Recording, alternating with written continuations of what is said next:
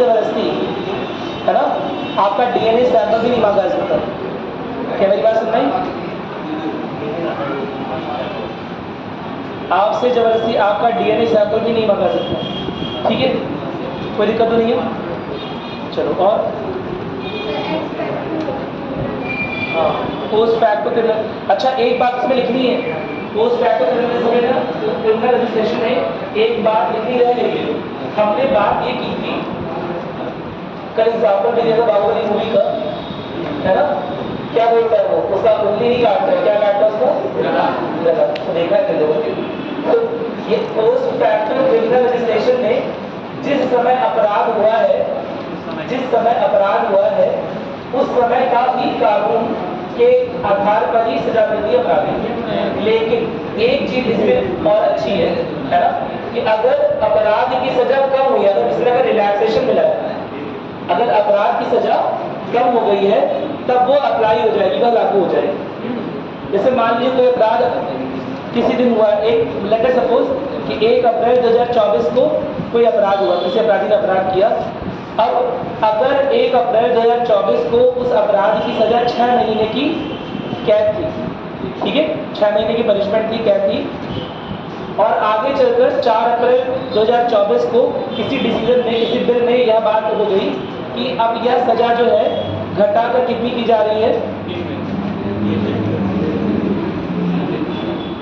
घटाकर कितनी की जा रही है, 2 महीने या 3 महीने नहीं ले जाइए, वो आप ले जाइए। क्या सर? ठीक है, तो अगर घटाकर किया जा रहा है 2-3 महीने, अगर घटाकर किया जा रहा है 2 महीने या 3 महीने, तो ऐसे में क्या होगा, वो अप्लाई होगा, वो लागू होगा। और अगर बढ़ा दिया जा रहा है, सपोज पहले उस अपराध की सजा थी 6 महीने की कैद, लेकिन अब उस अपराध की सजा क्या है, 2 साल है ना, या 10 साल, ऐसा कुछ हो गया, तो बड़े अपराध की श्रेणी में घोषित कर दिया गया। क्या मेरी बात समझ आ रही है? तो ऐसे में नहीं हो पाएगा, ठीक है। और कुछ पूछना किसी को बताओ, जल्दी से बताओ, और कुछ पूछना है? ये चीज सर मैंने बताया, कहीं नोट किया एक बार, कल हमने इसके अपोजिट कल हमने बात नोट की कि अगर अपराध की सजा बढ़ रही है, अगर अपराध की सजा बढ़ रही है तो ऐसे में पुरानी सजा के आधार पर ही दोषी को सजा दी जाएगी। क्या मेरी बात क्लियर है? जो पुरानी निर्धारित सजा थी उसके आधार पर दोषी को सजा दी जाएगी। लेकिन अगर क्या हो रहा है, अगर घट रहा है, अगर बाई चांस अपराध की सजा घट गई है तो ऐसे में रिलैक्सेशन दिया जाएगा। ये तो बहुत इंपॉर्टेंट बात भी है। और एक और इंपॉर्टेंट बात क्या है इसमें, आर्टिकल 20 में जो आपके साथ कई बार आपके साथ भी होता है, कई बार मेरे साथ होता है, जब मैं बचपन में कोई गलती करके रखे, सपोज एक छोटा भाई था मेरा, मैंने उससे मार के उसकी चॉकलेट छीन ली, तो मुझे बहुत याद आ रहा था ना, जैसे मैंने मारा, एक चपेट, एक थप्पड़ मारा, उसकी चॉकलेट छीन ली। अब उससे बड़ा जो मेरा भाई था वो आया, वो मुझे पहले मारा, क्यों उसकी छीनी, ठीक है। फिर उसके बाद उसने मम्मी को बोला, मम्मी ने मुझे मारा, फिर मम्मी ने पापा को बोला, पापा ने मुझे मारा, फिर पापा ने दादाजी को बोला, दादाजी ने मुझे मारा। मैंने कहा क्या चल रहा है भाई, एक गलती की है, सजा पे सजा, सजा पे सजा, सजा पे सजा चल रही। मेरी बात सुनिए, अगर मैंने उस समय भारतीय संविधान पढ़ा होता समझा, तो मुझे पता होगा कि एक जुर्म की 1 से बार की सजा, 1 से ज्यादा की बार सजा नहीं दी जा सकती। क्या मेरी बात सुनिए, अगर आपने जुर्म एक बार किया और एक बार आपने पनिशमेंट काट ली है ना, तो एक और बात इसमें इंपॉर्टेंट है, न्यायालय ऐसा नहीं कर सकता है। लेट अस सपोज आप किसी जुर्म में सजा काटी है जिसमें अदालत से 3 महीने की, है ना, लेट अस सपोज ऐसा ईश्वर में ऐसा कुछ कर रहे हैं, है ना, फिर आप हाई कोर्ट जा रहे हैं, हाई कोर्ट गए तो बहुत गलत काम किया, इसको तो हम 1 साल की सजा देंगे। मेरी बात सुने, तो वो 1 साल और 3 महीने जुड़ नहीं जाएगा। क्या मेरी बात सुने, या तो आपको 3 महीने की सजा मिलेगी, आपको 1 साल की सजा मिलेगी, क्योंकि हाई कोर्ट ने तो 1 साल की मिलेगी, वो 3 महीने प्लस 1 साल नहीं होगी। क्या मेरी बात समझ आ गई? कोई दिक्कत नहीं है ना। और यह तब होगा, ये न्यायालय द्वारा हो सकता है, ऐसा होगा। अलग अलग डिपार्टमेंट ऐसा कर सकते हैं, अलग अलग ग्रुप में एक ही रंग की सजा दे सकते हैं। ऐसे मान लीजिए आप आईएएस अफसर बनते हैं, है ना, ईडी एग्जामिनेशन कर लेते हैं, और अगर आप बन जाते हैं तो आपने कोई घूस ले लिया है, कोई रिश्वत दे ली, तो आपको आपके डिपार्टमेंट से हटाया जाएगा, बर्खास्त करके सपोज कर दिया गया। तो आपके डिपार्टमेंट से आपको एक सजा मिली बर्खास्तगी की।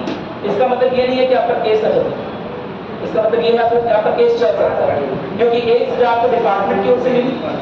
आप घर पे गए, आपकी बीवी ने आपको जो थप्पड़ मारा, मेरी बात सुने, हाँ, आपके बेटे ने आपसे बात करना बंद कर दिया, अलग अलग रूप में सजा मिल सकती है, अलग अलग डिपार्टमेंट से। क्या मेरी बात समझ आ रही है? फिर उसके बाद आपको सोसाइटी में किया गया, सोसाइटी वाले है ना चिल्ला रहे हैं, सामने खा रहे हैं, नारा लगा रहे हैं, तो वो सब सजाएं मिल सकती है, डिपार्टमेंट की ओर से मिल सकता है और कोर्ट की ओर से मिल सकता है, लेकिन एक ही जुर्म की सजा कोर्ट बार बार नहीं दे सकता। क्या नहीं करेगा? क्या मेरी बात समझ आ गई? एक ही जुर्म की सजा कोर्ट बार बार नहीं दे सकता। सर आगे चलो आगे बढ़ रहे हैं। और कुछ पूछना है किसी को? एक आर्टिकल 20 पूछना है और कुछ?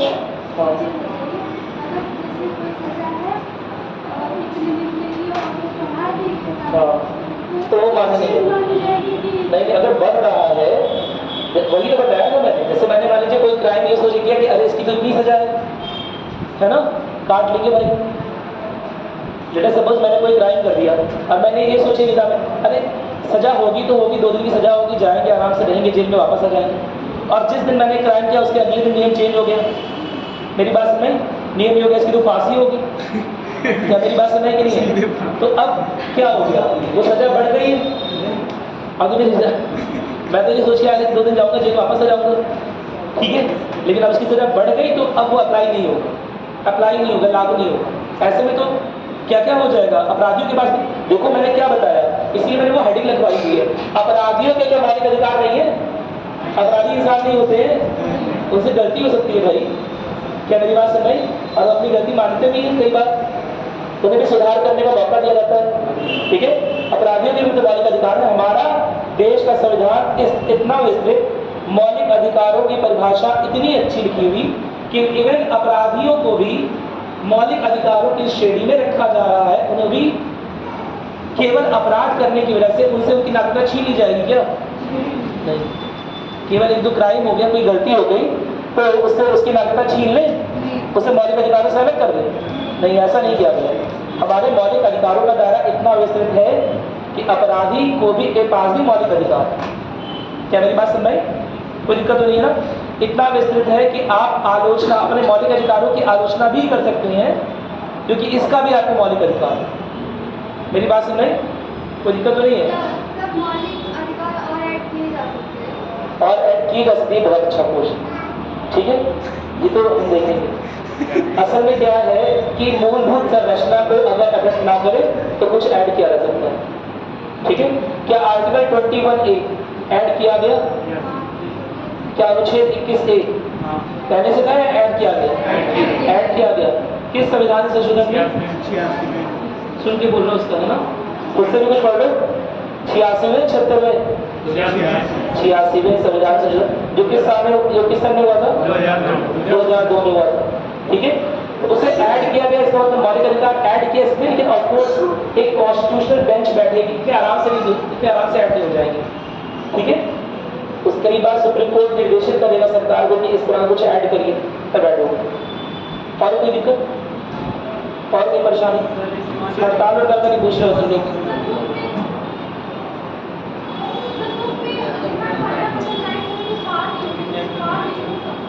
क्या चीज?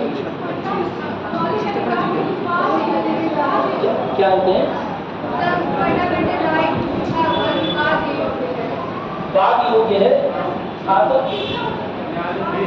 न्यायालय में डिस्कशन के योग्य है, और क्या उसका डिस्कशन होता है, यही बात है कि बस। और इतना मत फंसो, ठीक है। वाद योग्य यानी कि इसमें डिस्कशन होता है, इसे लेकर हम न्यायालय जा सकते हैं।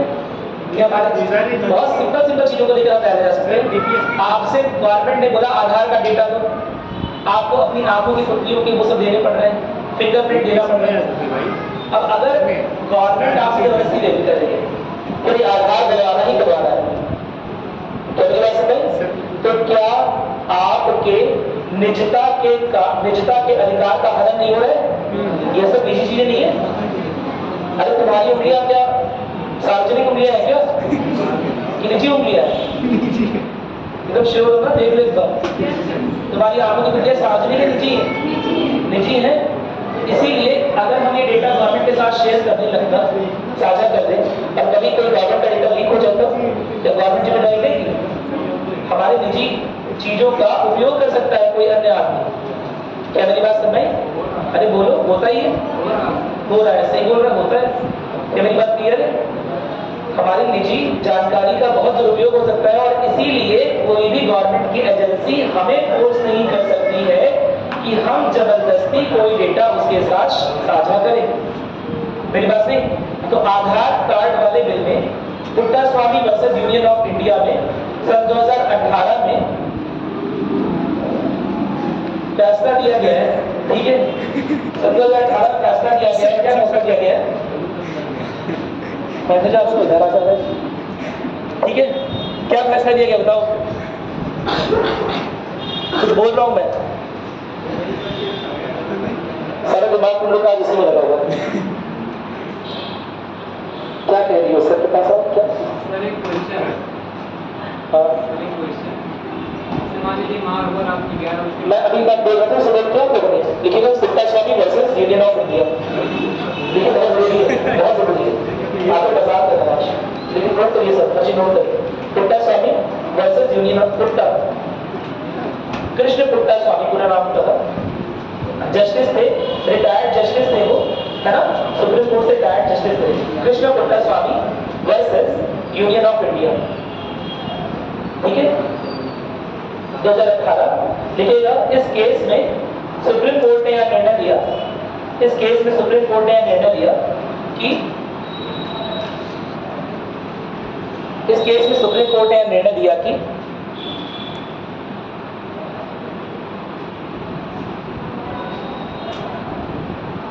निजता का अधिकार भी जीवन जीने के अधिकार के अंतर्गत आता है। जीवन जीने के अधिकार के अंतर्गत आता है।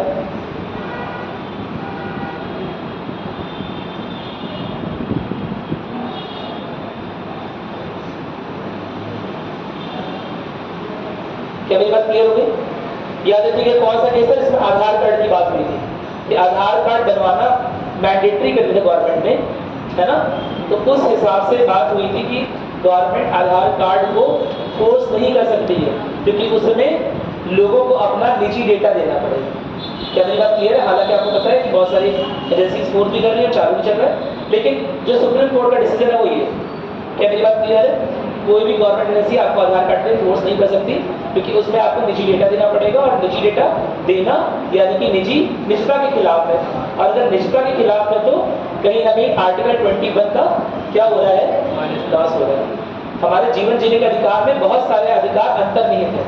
हमारे जीवन जीने के अधिकार में बहुत सारे अधिकार डिग्निफाइड लाइफ जीना, यानी कि अगर उच्च गुणवत्ता पूर्वक जीवन जीना है, ऐसे कोई जीवन बसर नहीं कर लेना है, ठीक है? जीवन जीने के अधिकार में उच्च जीवन जीना, अच्छा जीवन जीना, ठीक है? इसमें शांति और सुकून हो, अच्छा खाना पीना, रोजगार के अवसर, पढ़ने के अवसर, हीनता का अनुभव ना हो। क्या मेरी बात क्लियर है? कोई हमें हीन ना फील करे, कोई दिक्कत तो नहीं है इसमें। और किसी को और किसी आर्टिकल में कुछ क्वेश्चन से पूछो, आगे बढ़े। आर्टिकल 13 में क्या लिखा हुआ है? बहुत जरूरी बात। आर्टिकल 13 से जरूरी आर्टिकल तो दिखाई नहीं गया। आर्टिकल 13 ही न्यायिक समीक्षा का आधार बनता है और बोलता है कि वो मतलब कई सारी चीजें बोलता है, उनमें से 2-3 चीजें प्रमुख हो रहा है ना। उनमें से पहली बात जो प्रमुखता से बोलता है वो ये है कि वो सारी चीजें, वो सारे लॉज, वो सारे कानून नियम कायदे जो पहले से भारत संघ में थे, भारत के संघ में थे, वो सारे लॉज निरस्त हो जाएंगे, अपने आप से खत्म हो जाएंगे अगर क्या होगा? अगर वो मौलिक अधिकारों का किसी भी रूप में हनन करते हैं। वो पुराने लॉज, मेरी बात सुन लें, जिस डेट से संविधान लागू हो रहा है वो सारी चीजें खत्म हो जाएंगी, जिन सारी चीजों से या जिन लॉज से लोगों के मूलभूत अधिकारों का हनन होता है। सर मैं आगे बात, पहली बात ये हो गई। बाई लॉज यानी कि बाई लॉज असल में ऐसे लॉज होते हैं जो टाइम के लिए बनाए जाते हैं, किसी टाइम बैंक के लिए, यानी किसी खास ड्यूरेशन के लिए बनाए जा रहे हैं, बहुत लंबे लॉज नहीं होते हैं। क्या मेरी बात सुनाई?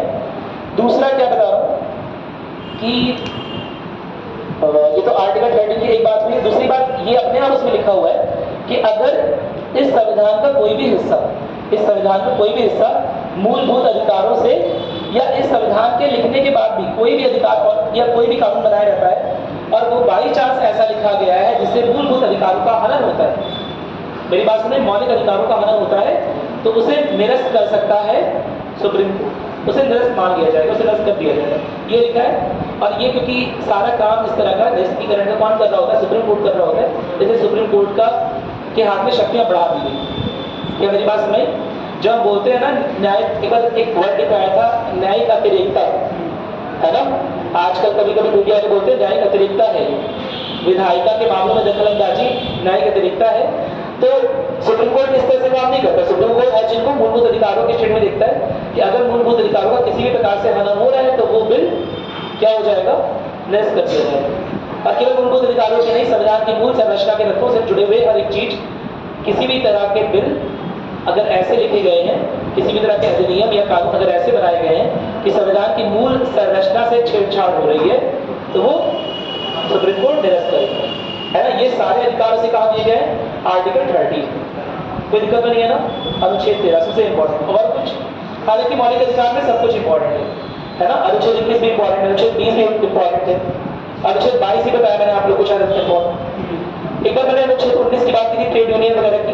भारत में ट्रेड यूनियन बनाना अलाउड है कि नहीं अलाउड है? ट्रेड यूनियन नाम सुना आप लोगों ने? ट्रेड यूनियन, व्यापारी संघ अलाउड है? हाँ, एकदम अलाउड है। क्या ट्रेड यूनियन भारत बंद का आयोजन कर सकता है? नहीं कर सकता है, इलीगल। स्ट्राइक कर सकता है, खुद हड़ताल पे आ सकते हैं, लेकिन तभी तक जब तक सर्विसेज ठप ना हो, जब तक सुविधाएं ठप ना हो, नागरिकों की जो सुविधाएं ठप ना हो। वरना पार्लियामेंट के पास अधिकार है कि किसी भी बंद को, किसी भी हड़ताल को क्या कर सकती है, खत्म कर सकती है, फोर्सफुली खत्म कर सकती है।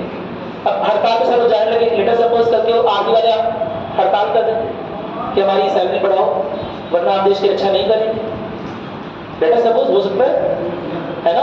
तो ऐसा करने का उन्हें अधिकार नहीं है। एसेंशियल सर्विसेज एक्ट में यह बात लिखी हुई है, मतलब एसेंशियल समझते हो ना, जो आवश्यक जो सुविधाएं हैं, आवश्यक जो सेवाएं हैं, उन जिनके ना रहने पर देश का सुचारू रूप से चलना ही मुश्किल हो जाएगा, ऐसे लोग कुछ समय के लिए तो हड़ताल जा सकते हैं, उतना अलाउड करती है बात, लेकिन बहुत लॉन्ग ड्यूरेशन के लिए एक महीने से तो डॉक्टर से हड़ताल कर दी। लेटर सपोज कि 1 महीने के लिए सारे डॉक्टर्स ने हड़ताल कर दी, तो क्या हो जाएगा, देश में हाहाकार मच जाएगा। क्या मेरी बात सुनाई? इलाज कौन करेगा, मरीजों को सही कौन करेगा, ऑपरेशन कौन करेगा, टीके कौन लगाएगा? क्या मेरी बात समझ आ रही? बहुत दिक्कतें हो जाएंगी। अरे बोलो, क्या मेरी बात क्लियर है? तो एसेंशियल सर्विस एक्ट के तहत आपको हड़ताल करने का अधिकार तो है, लेकिन ऐसा नहीं है कि अगर आप आवश्यक सेवाओं से जुड़े हुए हैं तो पार्लियामेंट उसके खिलाफ एक्शन नहीं ले सकती।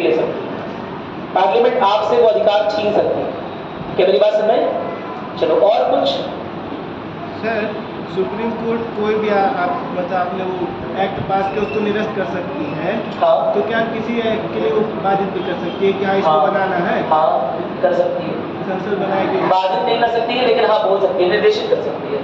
बाधित नहीं कर सकती, कोई टाइम का ऑप्शन नहीं देगी, लेकिन हाँ ये बोल सकती है कि जल्दी से जल्दी किया जाए, और डांट भी लगा सकती है, फटकार लगा सकती है। अब डांटने को कोई किसी को भी डांट देता है आजकल, छोटे बच्चे बड़े लोग को डांट देते हैं, बड़े लोग छोटों को डांट देते हैं, बड़े अपने से बड़े को डांट देते हैं। मेरी बात सुनाई नहीं? बस डांटने का कोई वो थोड़ा ना है, बस आवाज तोड़ करके बोलना है, लेकिन कुछ कर नहीं सकती। अगर विधायिका नहीं कर रही है ना, कोई काम सुप्रीम कोर्ट डांट रही है, फटकार रही है, तो क्या कर लेगी सुप्रीम कोर्ट? बोले कि चलो मंत्रिपरिषद के सारे लोग चलो उठो बैठक करो, मुर्गा बैठो, हाँ, तब क्या करेगी बताओ? कुछ ज्यादा नहीं कर सकती। क्या मेरी बात सुनाई? और इसीलिए बहुत बार क्या होता है, जो महत्वपूर्ण एक्ट होते हैं उन्हें पास होने में समय लग जाता है। क्या मेरी बात सुनाई?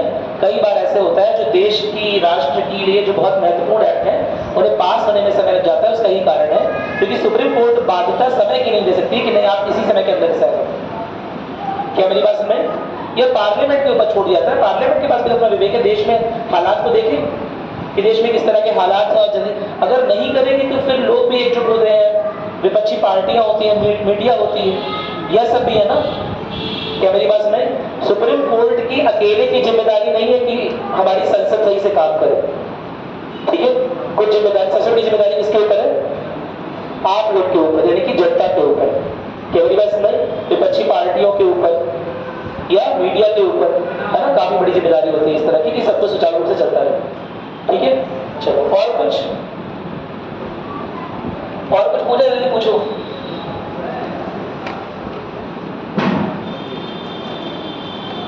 शोषण के विरुद्ध अधिकार आप बोल रहे थे, बंधुआ मजदूरी, ठीक है? अब बताओ, बंधुआ मजदूरी यानी कि किसी से जबरन श्रम नहीं करवा सकता। अब बताओ, बहुत सिंपल सी बात है कि अगर गवर्नमेंट बोले कि सियाचिन में, सियाचिन ग्लेशियर नाम सुना है? सियाचिन ग्लेशियर नाम नहीं सुना है? कहां पर है? कहां पर है? लद्दाख में कि जम्मू कश्मीर में? लद्दाख में पक्का? लद्दाख में ऊपर एकदम सोच के बोल रहे हैं। लद्दाख में? हाँ। चलिए ठीक है, आप बोल रहे हैं तो मान लेते हैं। सियाचिन ग्लेशियर क्यों फेमस है? बहुत ऊंचाई पर है। तो ऊंचाई पर है। सर्वाधिक ऊंचाई पर है। वहां पर जीवन जीने के उपाय बड़े कम है ना? जो फेवरेबल कंडीशन होती है जीवन जीने की, यानी कि ठीक ठाक टेम्परेचर होना, वो सब वहां पर नहीं है, जिसकी वजह से अक्सर क्या होता है, कई सारे सैनिकों की जान चली जाती है उसकी रक्षा करते हुए, पता ही होगा आपको, है ना? तो क्या अगर कोई सैनिक, अगर सब सैनिक मना कर दे जाने के लिए कि हम वहां नहीं जाएगा, तो गवर्नमेंट क्या करेगी? जबरदस्ती कर सकती है? इसमें तो जबरन श्रम का विरोध लिखा हुआ है। सारे टीचर्स बोलेंगे प्राइमरी वाले कि हम पोस्टिंग ड्यूटी में नहीं जाएंगे, इलेक्शन ड्यूटी में नहीं जाएंगे, हमें तो अपॉइंटमेंट मिला था उसके लिए, पढ़ाने के लिए, खासे कबूतर खासे खरगोश, हम नहीं करेंगे इलेक्शन ड्यूटी। अब बताओ क्या होगा? वो देश के लिए कैसे होगा? गवर्नमेंट फोर्स कर सकती है, मैं दोबारा बोल रहा हूं, गवर्नमेंट फोर्स कर सकती है जहां राष्ट्र हित से जुड़ा मामला है, ठीक है? जहां राष्ट्र हित से जुड़ा मामला है वहां पर जो लोग सेवाएं, सरकारी सेवाएं दे रहे हैं, उन्हें फोर्स किया जा सकता है। कोरोना टाइम पीरियड था, कोविड का टाइम पीरियड था, सारे क्यों गवर्नमेंट, क्यों जो डॉक्टर और नर्स काम कर रहे हो इंसान नहीं है? उनके घर वाले नहीं बोलेंगे पापा मत जाओ, मम्मी मत जाओ, हाँ? बोलेंगे ना उनके घर वाले भी, कह रहे मत जाओ, पता नहीं जा रहे, वापस आओगे तो हमें भी कोरोना दे दोगे। मेरी बात सुन रहे हैं कि नहीं है? ऐसा होगा कि नहीं होगा? तो वो लोग काम पर नहीं जाएंगे, नहीं जाएंगे तो गवर्नमेंट फोर्स करेगी, नहीं आओ भैया, तुम सबके सब 100 एम्प्लॉई हो, 50 एम्प्लॉई पेट दर्द का बहाना करके घर पे बैठे हुए हो, भले ही कोरोना टाइम है, क्या मेरी बात सुनाई? लेकिन काम नहीं करोगे तो कैसे काम चलेगा? ठीक है? तो राष्ट्र हित सर्वोपरि, ये याद रखना है ना, राज्य हित, जैसे मैं राष्ट्र बोल रहा हूं आप राज्य समझोगे, ठीक है? तो राज्य हित सर्वोपरि है, राज्य के हितों को देखते हुए जबरन श्रम कराया जा सकता है। मेरी बात सुनाई? कोई दिक्कत तो नहीं है ना? चलो ठीक है, आगे बढ़े। याद रखना, हर चीज, जितने भी अधिकार दिए हुए उसके कुछ ना कुछ रीजनेबल रिस्ट्रिक्शन। मेरी बात सुनाई? क्या जबरन श्रम गवर्नमेंट नहीं करवा सकती है? करवा सकती है। क्या इंडिविजुअल नहीं करवा सकता?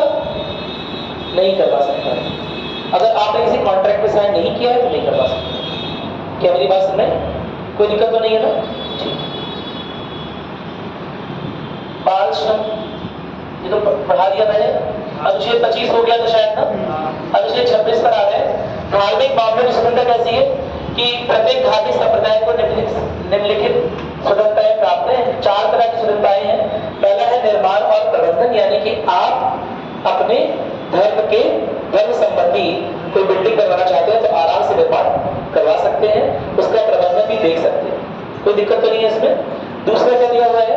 धार्मिक मामलों का स्वतंत्रता से संचालन। अगर आपको लग रहा है कि हमारे धर्म के प्रचार प्रसार के लिए या हमारी धार्मिक जिम्मेदारी है ऐसा कुछ करना, है ना, तो आप वैसा करने के लिए पूर्ण रूप से स्वतंत्र है। ठीक है? पूर्ण रूप से स्वतंत्र बोल रहा हूं तो याद रखना है कि पूर्ण रूप से स्वतंत्र कोई चीज नहीं होती, कुछ सीमा रेखाएं होती हैं। मेरी बात सुने, अगर आपका धर्म आपसे बोल रहा है कि 100 लोगों की क्या दो, बलि दो, क्या मेरी बात सुने, 100 लोगों को मारो, ठीक है? लेट सपोज कोई धर्म तुमने बना लिया, नया धर्म तुमने अपना खुद का नया धर्म बनाया, तुम उसे बोलते हो कि हर दूसरा आदमी जो बन रहा है वो 2 लोग को मारेगा, क्या मेरी बात सुन रहे हैं? ऐसे बोल रहे हो। तो अगर ऐसा कर रहे हो तो तुम तुम्हारे खिलाफ गवर्नमेंट एक्शन ले सकती है। ये नहीं बोलेगी कि आप अपने आपके पास धार्मिक स्वतंत्रता है, लेकिन उससे दूसरों के जीवन जीने का अधिकार नहीं छीनना चाहिए। क्या मेरी बात समझ में आई? कोई दिक्कत तो नहीं है ना? कल समझाया था इसके बारे में, शायद कुछ चीजें बताई थी, ऊपर वाले से लेट करके बताया था ना। चलो ठीक है, आगे देखते हैं। धार्मिक संपत्ति का अधिग्रहण और प्रबंधन। क्या धार्मिक संपत्ति का अधिग्रहण कर सकती है कोई बॉडी जो धार्मिक संचालन कर रही हो? तो वो कर सकती है, किसी संपत्ति का अधिग्रहण भी कर सकती है और उसके प्रबंधन का पूरा जिम्मा भी ले सकती है। क्या मेरी बात क्लियर है? आपने सुना होगा बहुत सारे मंदिर, बहुत सारे श्राइन जो होते हैं, है ना, वो इस तरह की बॉडी चलाती हैं। जैसे यहाँ आपका अयोध्या में जो मंदिर है, कौन चलाता है उसे? हाँ, श्री राम नाम जन्मभूमि का एक पूरा न्यास बना हुआ है शायद, वो चलाता है। क्या मेरी बात क्लियर है? तो अलग अलग मंदिरों के लिए, मस्जिदों के लिए वक्फ बोर्ड होता है, आपने सुना होगा, है ना। मंदिरों के लिए इस तरह के बोर्ड्स होते हैं जहाँ उनका प्रबंधन देखने के लिए लोग होते हैं। तो यह सब करने की पूर्ण स्वतंत्रता है, कोई दिक्कत नहीं है इसमें। ठीक है, आगे देखते हैं। धार्मिक और चैरिटेबल उद्देश्यों के लिए संपत्ति का अधिग्रहण।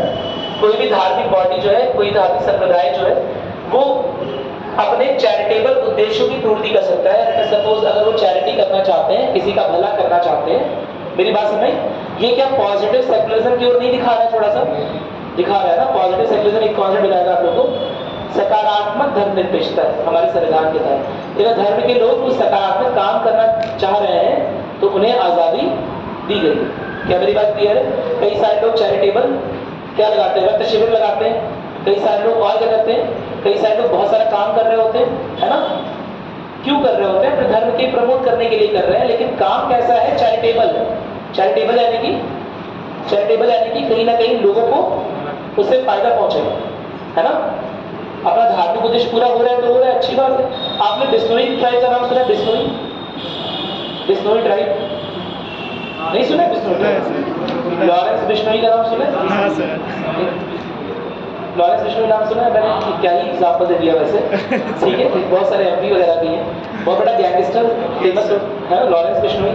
सो बिश्नोई ट्राइब जो नाम लिया गया है ना, 20 और 9 29 प्रतिज्ञाएं लेती है ना। वो जो ट्राइब है, वो जो जनजाति है, वो 29 चीजों के प्रोटेक्शन की प्रतिज्ञाएं लेती है। क्या मेरी बात में? उसी में से एक था काला हिरन, जिसकी हत्या सलमान खान ने कर दी थी और उसके पीछे लोग पड़ गए। क्या मेरी बात क्लियर? उसी में से कुछ चीजें होती हैं, उसी में से कुछ होता है। क्या आपने इसके पहले चिपको आंदोलन का नाम सुना है? बस जैसे चिपको आंदोलन में किसी ने बोलना है, तुरंत तुम्हें सुंदरलाल बहुगुणा निकल, अरे आगे तो इसका नाम सुना है कि नहीं? हाँ या नहीं ये बताओ, सुना है? क्या होता है इसमें? मैं इसलिए बोल रहा हूँ कि पता है सुंदरलाल बहुगुणा और अमृता देवी से पहले भी, है ना, गौरा देवी अमृता देवी नाम, शायद गौरा देवी नाम था, उसके पहले भी चिपको आंदोलन चलता था, बस आपको पता नहीं था। उसके पहले यही बिश्नोई ट्राइब वाले वो पेड़ जो कि इनके धर्म में लिखा हुआ है, जिन्हें संरक्षित करने की जरूरत है, अगर वो कटाई हो रही है उसकी, या बाई चांस गवर्नमेंट ये हटा रही है, वहां के राजा या कोई हटा रहा है, तो ये उस पर अपनी जान तक कुर्बान दे देते हैं।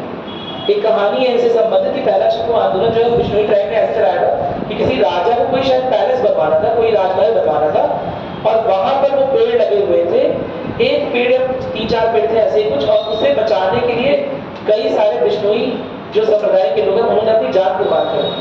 मेरी बात सुनाई? जब भी राजा के सैनिक से काटे थे, ये खुद आ गया इस तरह का कुछ किया। क्या मेरी बात क्लियर? चिपको आंदोलन का जो कॉन्सेप्ट है, जो सुंदरलाल बहुगुणा बोलते हैं, वो वहीं से उठाया गया, बिश्नोई ट्राइब से। अब बताओ, एक ट्राइब जो इतना काम कर रही है ना, या धार्मिक रूप से देख रही है, अगर वो चैरिटेबल में इस तरह का काम कर रही है, तो क्या उसे सरकार रोकने जाएगी? नहीं रोकने जाएगी। क्या मेरी बात समझ में? कोई दिक्कत तो नहीं है ना? ठीक है सर, अगर इसी के चक्कर में वो अपना धार्मिक वो बढ़ाना चाहे, जैसे मान लीजिए हमने बढ़ाते हैं, उसके लिए कुछ नहीं हो सकता, है ना। ये तो धर्म के प्रमोशन का तो आधार दिया ही हुआ है कि आप अपने धर्म का प्रचार प्रसार कर सकते हैं। मेरी बात नहीं, यह तो अधिकार के रूप में दिया हुआ है। ये देखिए दिया होता ना आर्टिकल इसके पहले वाले 25, ठीक है। अभ्यास और प्रचार, अपने धर्म का आप प्रचार प्रसार कर सकते हैं। मेरी बात सुनाई? प्रचार प्रसार करने का मतलब ये नहीं है कि किसी के गोली रख देंगे, वहां पर कहेंगे चलो हमारा वाला ज्वाइन करो, हमारा व्हाट्सएप ग्रुप ज्वाइन करो।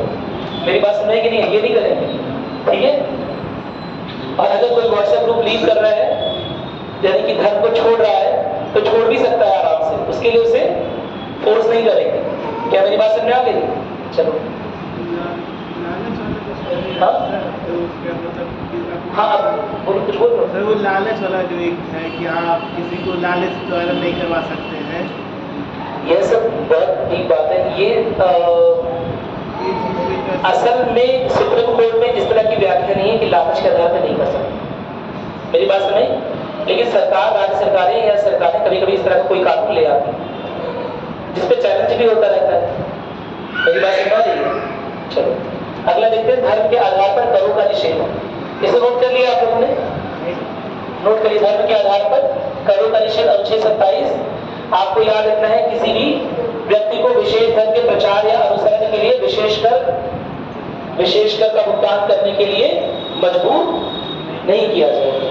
क्या मेरी बात समझ में आ गई? कोई दिक्कत तो नहीं है? क्या आपने कुछ करों का नाम सुना है? जी सर। हाँ बताइए। जजिया किस लिए होता था? हिंदुओं से लिया जाता तो मतलब ये चीज कहीं ना कहीं मेडिवल इंडिया में हम देखते हैं, मध्यकालीन भारत में, कि कुछ एक दो कर ऐसे हुए हैं जो धर्म के आधार पर जारी हुए हैं, और क्योंकि उसकी डिसकंटिन्यूटी दिखानी थी आर्टिकल में, क्या मेरी बात समझ, इसीलिए प्रावधान अलग से लिखा हुआ। कोई दिक्कत तो नहीं है ना? तो लिखेंगे अनुच्छेद 27, धर्म के आधार पर करों का निषेध। ठीक है, अगर आप किसी धर्म को फॉलो कर रहे हैं, हिंदुइज्म, इस्लाम, बुद्धिज्म, जैनिज्म, ईसाई, पारसी या सिखिज्म को भी फॉलो कर रहे हैं, तो आपको अपने धर्म के प्रचार या उसके अनुसरण के लिए कोई भी विशेष कर देना है? नहीं देना है। ठीक है, भले उस धर्म का एक ही व्यक्ति पूरे भारत में। क्या मेरी बात क्लियर है? चलो, प्रचार के लिए भी नहीं देना है। क्या मेरी बात क्लियर है? चलो आगे बढ़ रहे हैं। इसके अलावा अनुच्छेद 28 पर आ रहे हैं, धार्मिक शिक्षा पर प्रतिबंध किस तरह का है? देखो ये बहुत इंपॉर्टेंट है। किसी भी शैक्षिक स्थान में धार्मिक शिक्षा का संचालन केवल राज्य की स्वीकृति से ही किया जाएगा। नोट करिए अनुच्छेद 28, यानी कि राज्य की स्वीकृति से धार्मिक शिक्षा दी जा सकती है। कहने का ये मतलब है ना?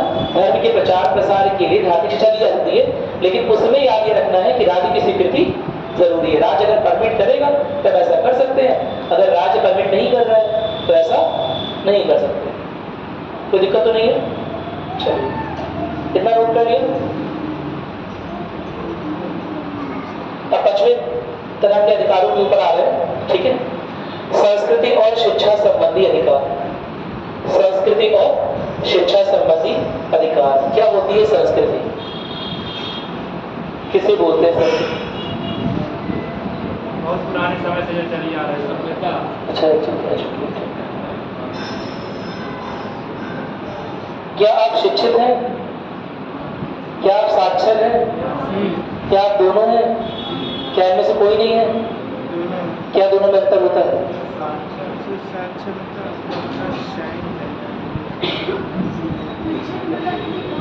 ज्ञान होता है और साक्षर शायद लिखना क्या दो अलग अलग चीजें हैं? ये एक ही चीज है, अलग अलग है, अलग वरना पूछते ही क्यों? चलो बताइए, दिमाग लगाइए। इसके पहले शिक्षा शब्द सुना था, साक्षरता शब्द सुना था, दोनों में अंतर क्यों नहीं सोचे उस समय? क्या दोनों एक ही चीज है, अलग अलग चीज है? किसकी तैयारी कर रहे हैं? यही सब पूछता है इंटरव्यू में, यही सब चीजें उठा। छोटी से छोटी चीज बताओ, राज्य और गवर्नमेंट में अंतर, राज्य शासन में अंतर पूछ देता है, शासन प्रशासन में अंतर पूछ देता है। बताओ क्या अंतर है शिक्षा और साक्षरता? कोई अंतर होता है? जितनी मजबूत बेसिक्स रहेंगे तुम्हारे, उतना ही बड़ी बिल्डिंग बना पाओगे। ज्ञान की बिल्डिंग, मतलब अपने घर की बिल्डिंग नहीं। मेरी बात समझ की नहीं है? ठीक है, तो अपने बेसिक्स को, फंडामेंटल्स को मजबूत करो, अपनी जड़ों को गहरी करो। बड़े पेड़ का जड़ सबसे बड़ा होता है। क्या मेरी बात समझ? तो अगर पेड़ बड़ा बनना चाहते हो तो जड़ों को गहरी करो, पहली बात। अब बताओ, जड़ी की चीज पूछ रहा हूँ, तुम देख कर आओगे तुम्हारा होमवर्क है, शिक्षा और साक्षरता में क्या होता है। अच्छी बात बताऊंगा तो फिर काम कैसे होगा? हमारी बहुत चीज कवर करनी है भैया। ठीक है, संस्कृति बता दो। अच्छा, संस्कृति क्या होती है? संस्कृति सभ्यता एक ही चीज है।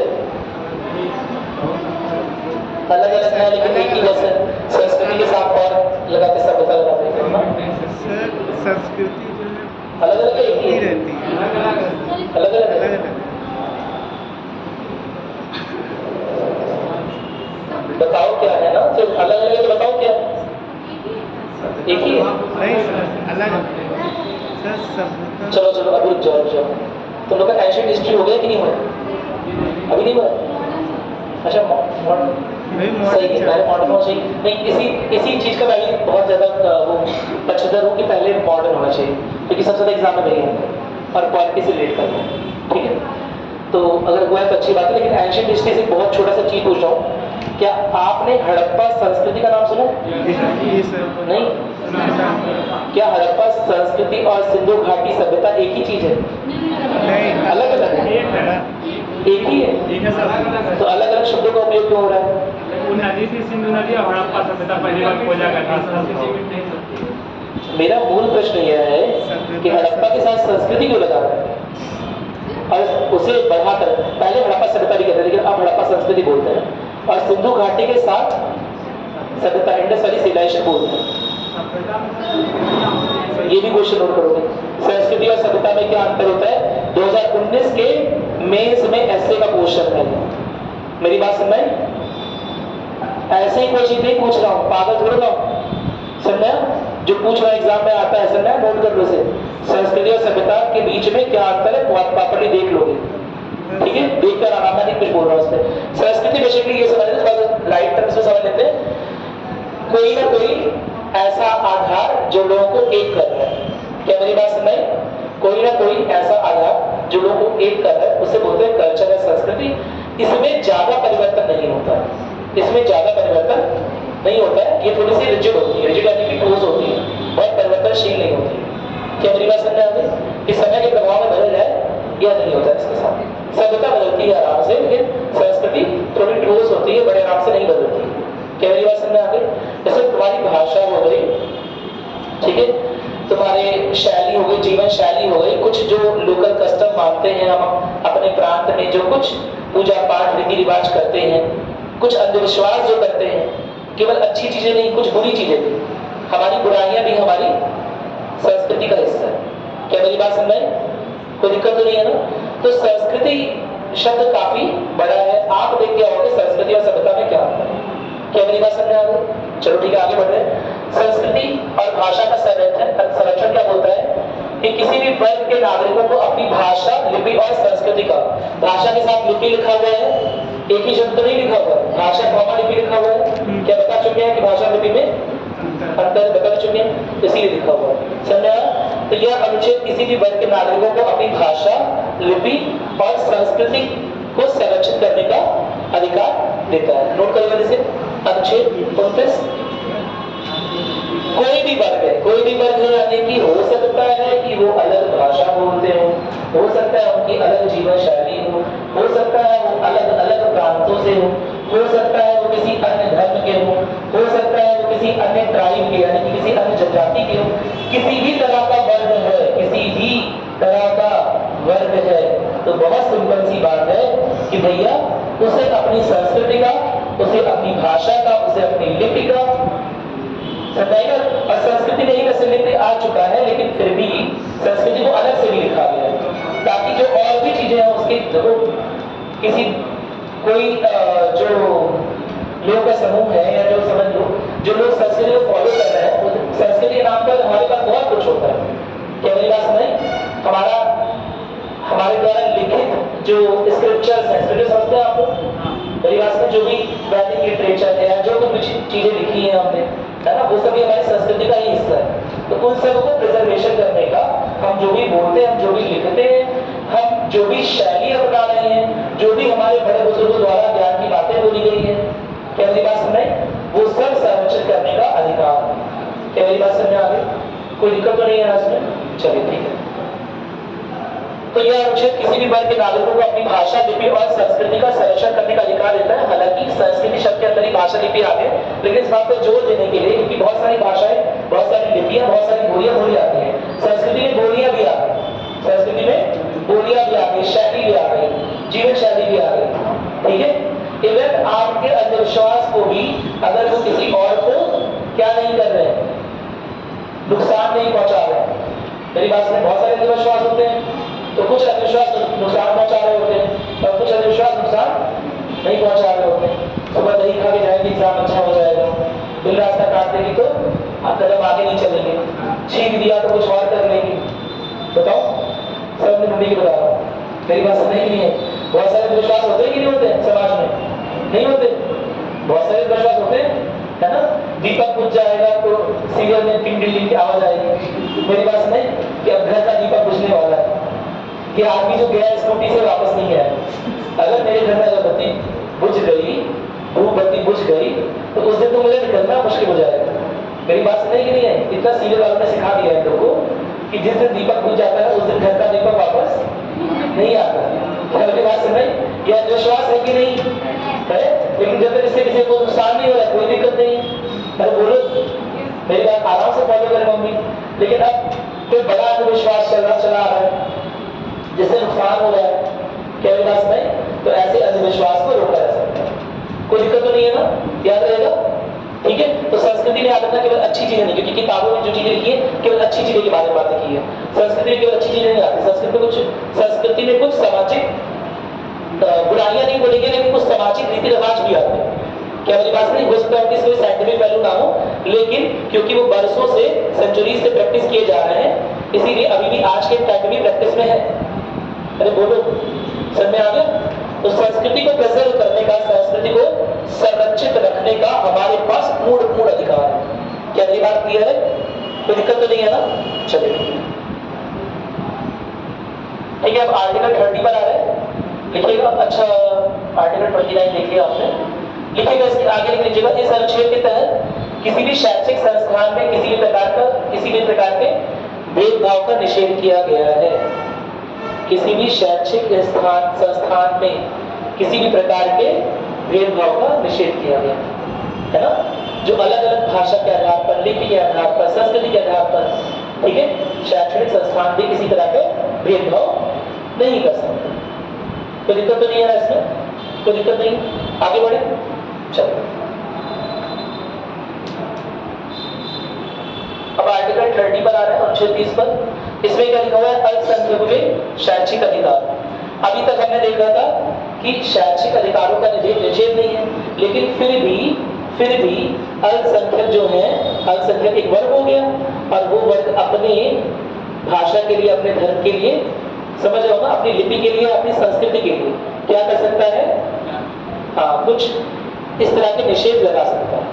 क्या मेरी बात समझ में आ रही है? नोट करो जैसे, देखो, अल्पसंख्यक समुदायों को अपनी पसंद के, अल्पसंख्यक समुदायों को अपनी पसंद के शैक्षिक संस्थान स्थापित करने और संचालित करने का अधिकार। ठीक है? अच्छा, एक सेकंड, इसमें निषेध का मतलब यह मत समझ लीजिएगा किसी को एंट्री नहीं करने की चाहिए, लेकिन जो उस संस्थान को जिस भाषा पसंद, जो संस्कृति पसंद है, उस संस्कृति का, उस भाषा का वो प्रचार प्रसार कर सकता है अपने छात्रों के बीच में। क्या मेरी बात में? इसका यह मतलब करते ही नहीं कि अलग अलग धर्म के लोग उस संस्थान को ज्वाइन नहीं कर सकते। क्या मेरी बात क्लियर है? क्या जामिया मिलिया इस्लामिया में क्या हिंदू बच्चे, अभी वो जो लड़की टॉप की थी लास्ट ईयर, क्या नाम था उसका? श्रुति शर्मा या सृष्टि शर्मा? श्रुति शर्मा नाम था। वो कहाँ की स्टूडेंट थी? जामिया मिलिया इस्लामिया की स्टूडेंट। क्या मेरी बात समझ में? कोई दिक्कत तो नहीं है? तो यह चीज समझनी है, स्टूडेंट की एंट्री कैसे भी हो सकती है, लेकिन एक पर्टिकुलर संस्कृति को संरक्षित करने के लिए कुछ आवश्यक मेजर्स अपनाए जा सकते हैं, कुछ आवश्यक चीजें अपनाई जा सकती हैं। क्या मेरी बात क्लियर है? चलो देखो, जो अल्पसंख्यक समुदाय को अपनी पसंद के शैक्षणिक संस्थान स्थापित और संचालित करने का अधिकार है। अगला देखोगे इसी में, राज्य ऐसी संस्थाओं को सहायता प्रदान कर सकता है। राज्य ऐसी संस्थाओं को सहायता प्रदान कर सकता है, परंतु उनके प्रबंधन में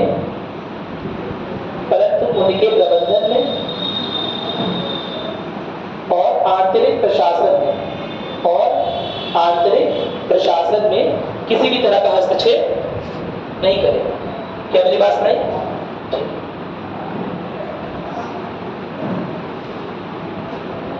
यहां तक कोई दिक्कत है?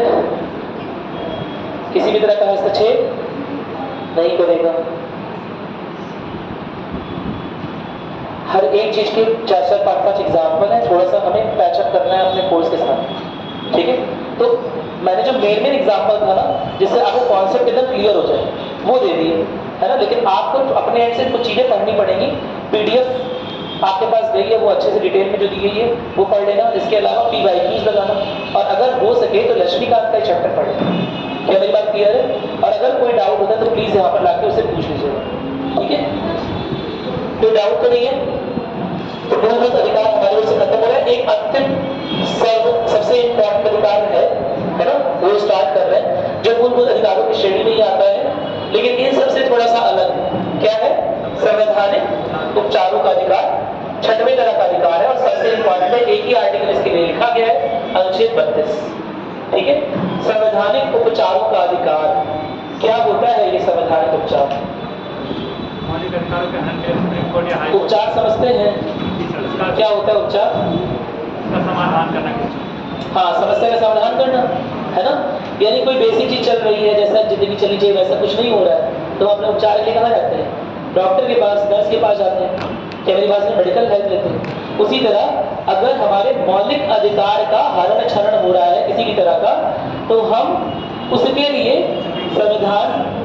संवैधानिक उपचारों की श्रेणी के तहत, है ना, हाई कोर्ट या सुप्रीम कोर्ट का रास्ता जा सकते हैं।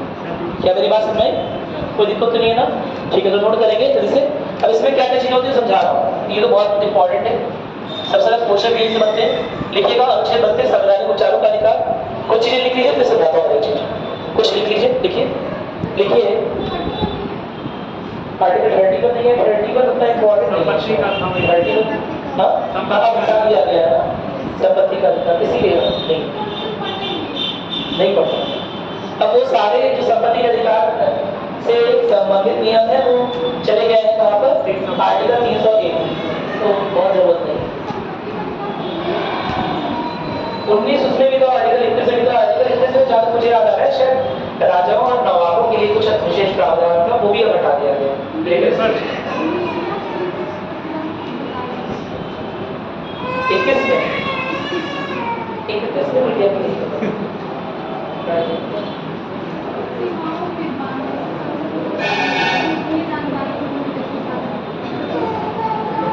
अच्छा ठीक है, भी अब 5 मिनट करा, ठीक है। यह लिखिएगा, यह अनुच्छेद नागरिकों को उनके मौलिक अधिकारों के उल्लंघन के मामलों में, यह अनुच्छेद नागरिकों को उनके मौलिक अधिकारों के उल्लंघन के मामले में, मौलिक अधिकारों के उल्लंघन के मामले में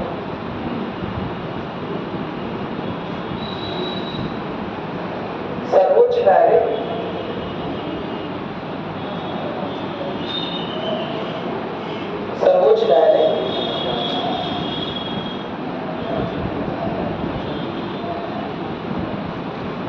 या उच्च न्यायालय, सर्वोच्च न्यायालय या उच्च न्यायालय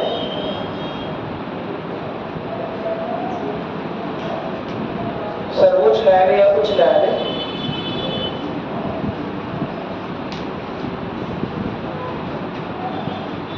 का सहारा लेने का अधिकार प्रदान करता है, का सहारा लेने का अधिकार प्रदान करता है।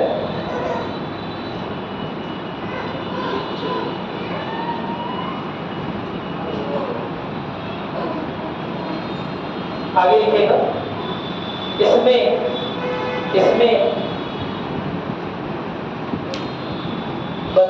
पहला लिखेगा एक लिखेगा, इसमें बंदी प्रत्यक्षीकरण,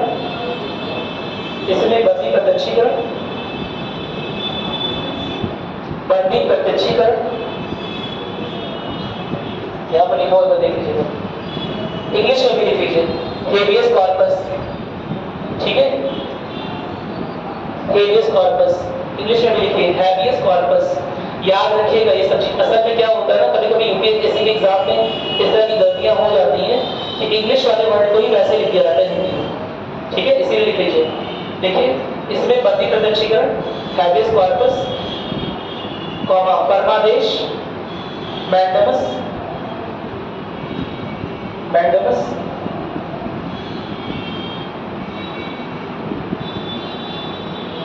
कॉमा निषेधादेश, निषेधादेश प्रोहिबिशन, निषेधादेश प्रोहिबिशन, कॉमा अधिकार परीक्षा, अधिकार परीक्षा क्यों वारंटो, और प्रतिषेध, और प्रतिषेध,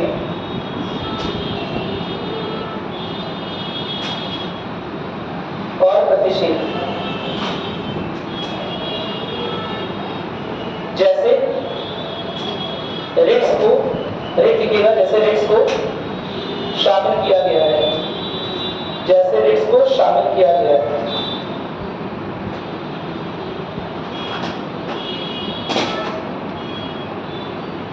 इसके आगे एक और चीज लिखिएगा, लिखिए डॉक्टर अम्बेडकर ने, डॉक्टर अम्बेडकर ने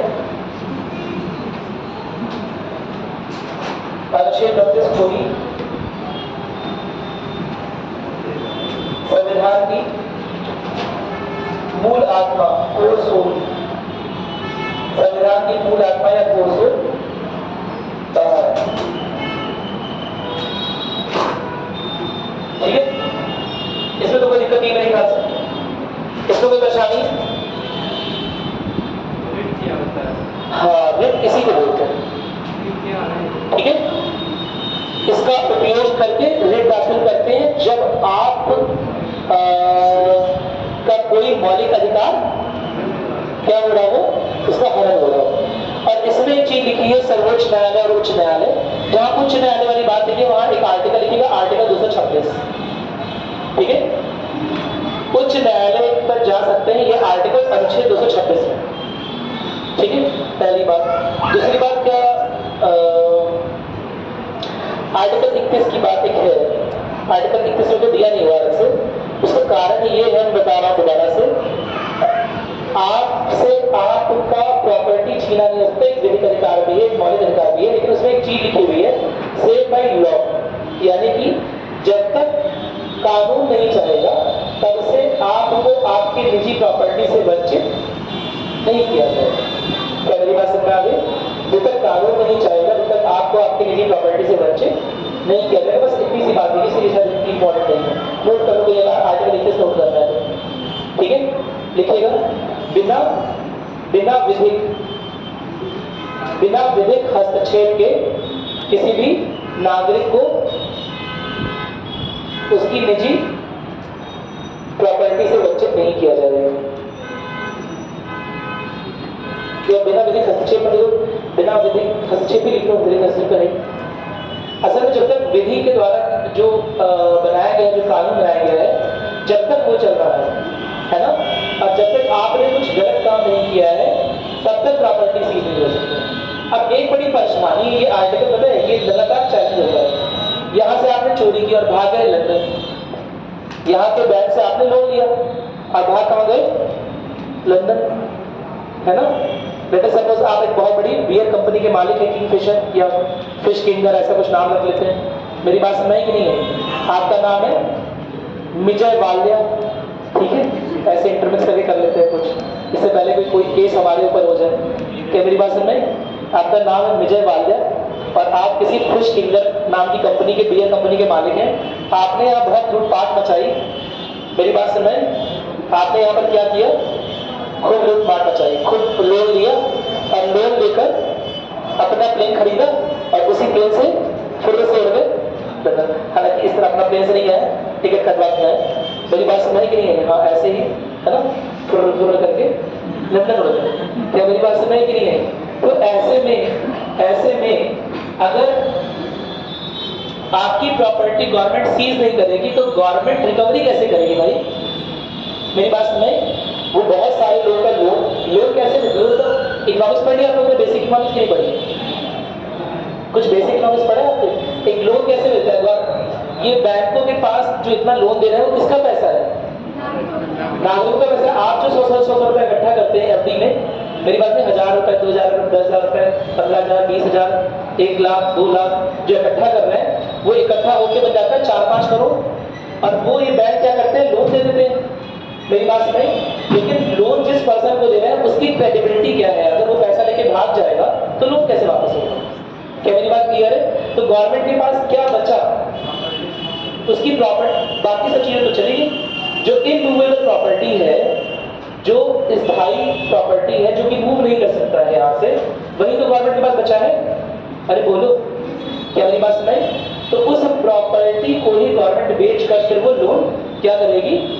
रिकवर करेगी। और यही सेम चीज उनके केस में हो रही है। क्या मेरी बात सुन रहे हैं? कोई दिक्कत तो नहीं है ना?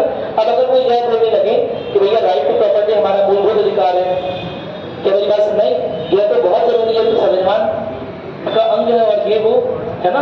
क्या मेरी बात सुन रहे हैं? मतलब तमाम तरह के नाटक लोग फैलाते हैं एडवोकेट के थ्रू, ये तो हमारा मूलभूत अधिकार है, हमने नहीं कर दिया, हम वापस कर देंगे पैसा।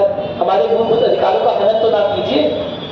किया होगा, उन्होंने किया होगा, ये सब डाला होगा अपनी, इसकी अपनी बड़ी ख्याल मुझे आ रहा है कि अगर प्रॉपर्टी सीज हो जाए तो मूलभूत अधिकारों का हनन हो जाएगा।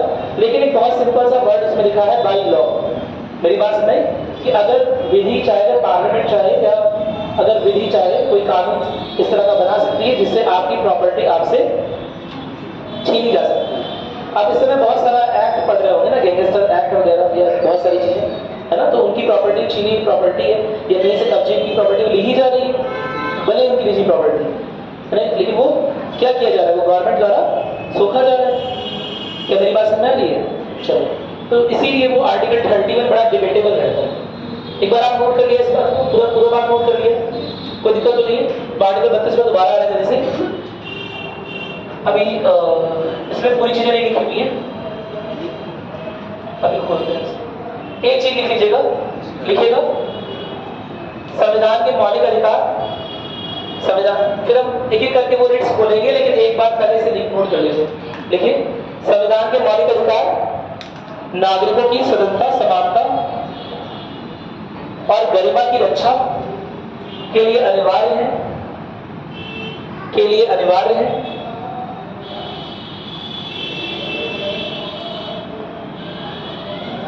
और इनका उद्देश्य एक न्याय संगत, और इनका उद्देश्य एक न्याय संगत और समता मूलक समाज की स्थापना करना। समता मूलक समाज की स्थापना करना। समता मूलक, समता मूलक क्या होता है? जिसके मूल में समता, ठीक है, समानता की बात हो जाए। समता समानता में हालांकि अंतर बता चुका हूं क्लास में। समता मूलक समाज की स्थापना करना है जहां हर व्यक्ति अपने अधिकारों के साथ सुरक्षित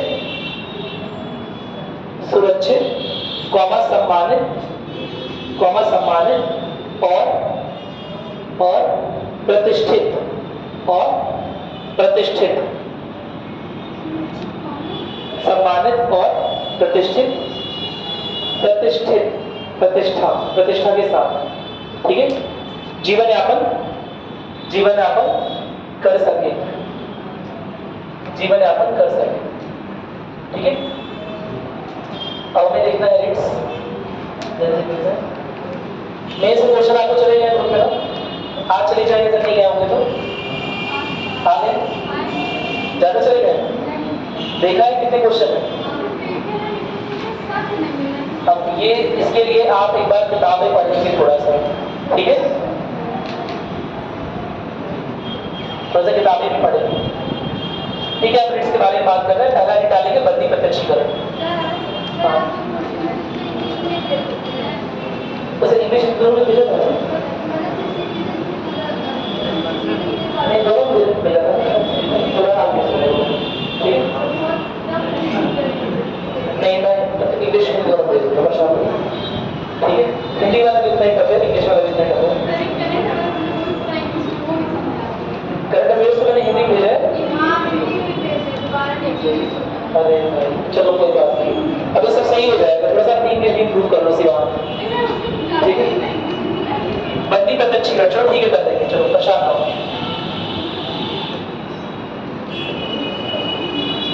सबसे इंपॉर्टेंट क्या होता है तैयारी के दौरान? सबसे इंपॉर्टेंट क्या है? देखिए आपकी तैयारी का जो समय है वो 6 साल दर 1.5 साल 2 साल चल सकता है ना, चलता ही है। तो सबसे इम्पोर्टेंट क्या है, स्ट्रेस फ्री है, बहुत स्ट्रेस नहीं लेना, बहुत दिमाग पे टेंशन नहीं लेना। मेरी बात, खुशी मन से पढ़ो, क्या मेरी बात सुन रही?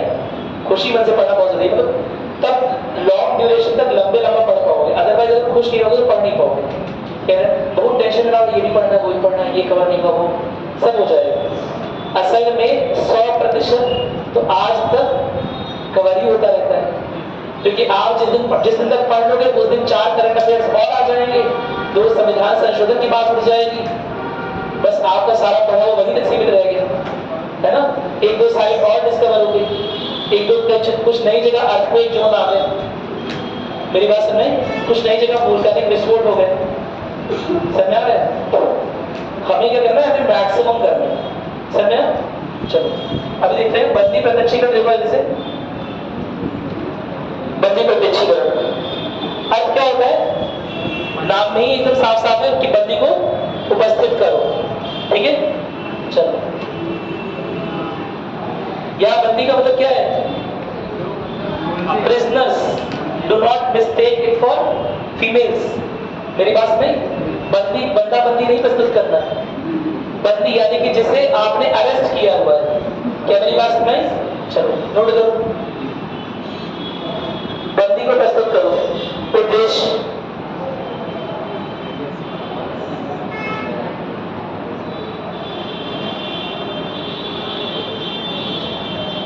एक बार मैं किसी छोटी क्लास में पढ़ा रहा था, उसने मैंने उसे बोल दिया गलती से, उसे बंदी बना दिया, ठीक है।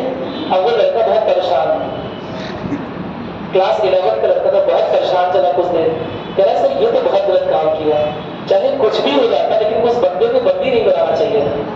मेरी बात सुनाई, उसे लगा कि प्रिजनर वाले के अलावा कुछ बात हो रही है, ठीक है। मैंने उसे समझाया कि बंदी का एक मतलब होता है प्रिजनर, ठीक है। चलो इसीलिए मैं क्लियर करके चल रहा हूँ, उद्देश्य देखो, जैसे ऐसी कोई सजा का प्रावधान नहीं है, ठीक। देखो या रिट अवैध रूप से, या रिट अवैध रूप से,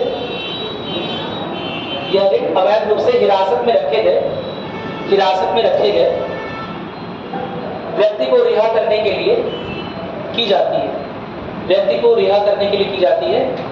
आपके लिए एक सजेस्टेड मूवी है बहुत अच्छी, जय भीम, देख लीजिएगा, मेरे ख्याल से कहीं ना कहीं अवेलेबल होगी, उसे देख लीजिएगा, उसमें इसका उपयोग हुआ है बहुत अच्छा। जय भीम नाम की एक मूवी आई थी 2-3 साल पहले शायद, है ना, वो देख लीजिएगा, उसमें इस रिट का बड़ा अच्छा उपयोग हुआ है। क्या मेरी बात क्लियर? चलो भारत की ओर से शायद ऑस्कर में भी गई थी वो, शायद भारत की ओर से। यह रिट अवैध रूप से हिरासत में रखे गए व्यक्ति को रिहा करने के लिए जारी की जाती है। यह सुनिश्चित करती है, यह सुनिश्चित करती है कि किसी भी व्यक्ति को अवैध रूप से या बिना कानूनी प्रक्रिया के, अवैध रूप से या बिना कानूनी प्रक्रिया के हिरासत में नहीं रखा जाए, हिरासत में नहीं रखा जाए।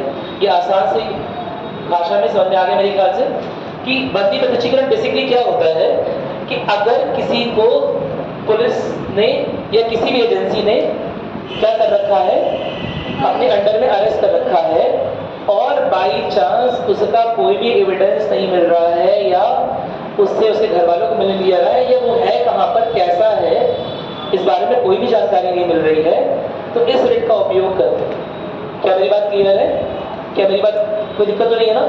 जीवन जीने का अधिकार, हर तरह के अधिकारों का अगर पुलिस ने ऐसी इस तरह की हिरासत में रखा है जहां पर आपको किसी से मिलने नहीं दिया रहा है, किसी से बात नहीं करने दिया रहा है, अपने वकीलों तक पहुंचने नहीं दिया रहा है, क्या मेरी बात सुनाई? जो तयशुदा टाइम है आपके घर वालों से मिलने का, उसमें आप नहीं मिल पा रहे हैं, किसी भी तरह का कॉन्टैक्ट नहीं हो पा रहा है, क्या मेरी बात क्लियर है? तो इस तरह के रिट का नॉर्मली इस्तेमाल किया जाता है, कोई दिक्कत तो नहीं है ना? समझ में आ गया? कई बार क्या होता है कि बहुत सारे लोग इस तरह का इल्जाम प्रशासनिक इकाइयों पर लगाते हैं कि उन्होंने अधिकारों का क्षरण किया हुआ है ना। सरकार के कहने पर, किसी कहने पर प्रशासनिक विभाग के इल्जाम इस पर सुनते ही होंगे आप लोग, मूवीज देख के बड़े हुए हैं, है ना। बहुत सारी चीज़ों में आप देखते होंगे कि कई बार क्या होता है, पुलिस उठा ले गई है और उसके बाद हिरासत में तो है लेकिन मजिस्ट्रेट के सामने शामिल नहीं, मजिस्ट्रेट पेश नहीं कर रहे। अब घर वाले क्या करें, वो ये रिट लेकर सीधे सुप्रीम कोर्ट में या हाई कोर्ट में जा सकते हैं, क्या मेरी बात क्लियर है? कोई दिक्कत तो नहीं है ना? ठीक है। तो दूसरा अच्छा इसका क्षेत्राधिकार क्या लिखा हुआ है? किसी भी व्यक्ति के द्वारा दायर किया सकता है, ना केवल हिरासत में रखे गए व्यक्ति। यानी कि जो व्यक्ति खुद हिरासत में है वो कैसे दायर करेगा? बहुत सिंपल सी बात है। तो उसके बिहाफ पर, उसके लिए कोई भी अन्य व्यक्ति, उसका दोस्त, उसका नातेदार, उसका रिश्तेदार, ठीक है, कोई सामाजिक संस्था दायर कर सकता है। क्या मेरी बात क्लियर है? लिखेंगे अन्य व्यक्ति लिखा हुआ है ना, यह किस लिए? कई बार बहुत सारे एनजीओ इस दिशा में काम कर रहे होते हैं, जो ह्यूमन राइट्स के लिए काम कर रहे होते हैं, मानवाधिकारों के लिए काम कर रहे होते हैं। उनका मुख्य काम यह हो रहा होता है कि किसी भी तरह के प्रशासनिक प्रकोप से या ऐसी जगह पर जहां मानवाधिकारों का इनक्रोचमेंट यानी कि अतिक्रमण कर रही है सरकार या प्रशासन, उससे आम आदमी को बचाया सके। देखिए मैंने बताया था आपको, सरकार क्या है, बताया था आपके पास है एक चिराग और सरकार क्या है? जिन है। सरकार बहुत पावरफुल है और आपको क्या है? अलादीन। समझाया था ना? तो सरकार भी नियंत्रण में काम करे, सरकार भी नियंत्रण में काम करे, यह कैसे डिसाइड होगा? उसी चिराग से डिसाइड होगा, क्योंकि चिराग का कंट्रोल आपके पास है। क्या मेरी बात सुनाई? और चिराग क्या है? संविधान। क्या मेरी बात समझ में आ गई? सरकार बहुत पावरफुल है, सर्वशक्तिशाली सरकार नहीं है ना? उसके पास न्यूक्लियर वेपन है, जब बदमाशी करोगे ब्रह्मोस है उसके पास, मिसाइल है। सरकार पावरफुल नहीं है, उसके पास सारी मिलिट्री है, सारे फोर्सेस है। अरे बोलो, तो जिन्न है कि नहीं? वो है, लेकिन उससे अपनी रक्षा कौन कर रहा है? संविधान। क्या मेरी बात नहीं? ना केवल रक्षा कर रहा है, बल्कि सरकार क्या करेगी यह भी निर्देशन कर रहा है। कौन? कॉन्स्टिट्यूशन। क्या मेरी बात समझ में आ गई? ठीक है। और वो कॉन्स्टिट्यूशन किसके पास है? देश की जनता के पास, नागरिकों के पास। कोई दिक्कत तो नहीं है? ठीक है। तो ये उसी बारे में बात हो रही है। सरकार बहुत पावरफुल है, प्रशासन बहुत पावरफुल है, मेरी बात नहीं, लेकिन आपके पास भी कुछ अधिकार है जिससे आप अपने न्यूनतम मौलिक अधिकारों की सुरक्षा कर सकते हैं। और इन केस की अगर उनका हरण हो रहा है बार बार, तो ऐसे में आप सुप्रीम कोर्ट जा सकते हैं। नॉट बार बार, एक बार भी हो गया तो आप सुप्रीम कोर्ट जा सकते हैं। क्या मेरी बात समझ में आ गई? ठीक है।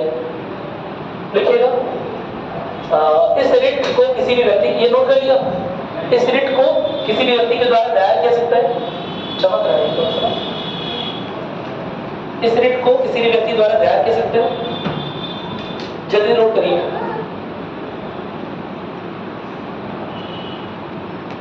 ब्रैकेट में लिखिएगा व्यक्ति, कॉमा मित्र, कॉमा रिश्तेदार, कॉमा सामाजिक संस्थाएं या अन्य कोई भी व्यक्ति, सामाजिक संस्थाएं या अन्य कोई भी व्यक्ति। पूरे घर परिवार को एक साथ पुलिस वाले उठा रहे, अब कौन करेगा रिट है? जितने लोग भी करते सबको उठा रहे, समझा? इसीलिए एक और दिया हुआ अन्य व्यक्ति। क्या मेरी बात सुन रहे? कोई सामाजिक संस्था, ठीक है, कोई एनजीओ जिस दिशा में काम कर रही हो, कोई भी वकील, अन्य व्यक्ति में कोई भी आ गया ना? चलो, दूसरा क्या है? परमादेश। इतना क्लियर हो गया? हेबियस कॉर्पस क्यों जरूरी है? बहुत जरूरी है, क्योंकि कई बार ऐसा होता था, है ना, कि पुलिस हिरासत में लोगों की मृत्यु हो गई। क्या मेरी बात समझ? और वो गायब हो गया रातों रात। तो ऐसे में क्या, अगर बंदी प्रत्यक्षीकरण की मांग नहीं होगी या डर नहीं होगा कि कभी बंदी प्रत्यक्षीकरण की मांग हो सकती है, क्या मेरी बात समझ? ऐसे में तो किसी के साथ कोई भी अनहोनी हो सकती है। क्या मेरी बात क्लियर है? तो इस रिट की वजह से प्रशासन भयभीत रहता है कि कहीं ऐसा ना हो जाए कि मजिस्ट्रेट के सामने यह रिट जारी कर दी जाए और ऐसे में उस आदमी को जो कि हिरासत में लिया गया उसे प्रस्तुत ही करना पड़ जाए। तो इसलिए उसके साथ किसी भी तरह का हिरासत में दुराचार नहीं किया जाएगा। क्या मेरी बात समझ में आ गई?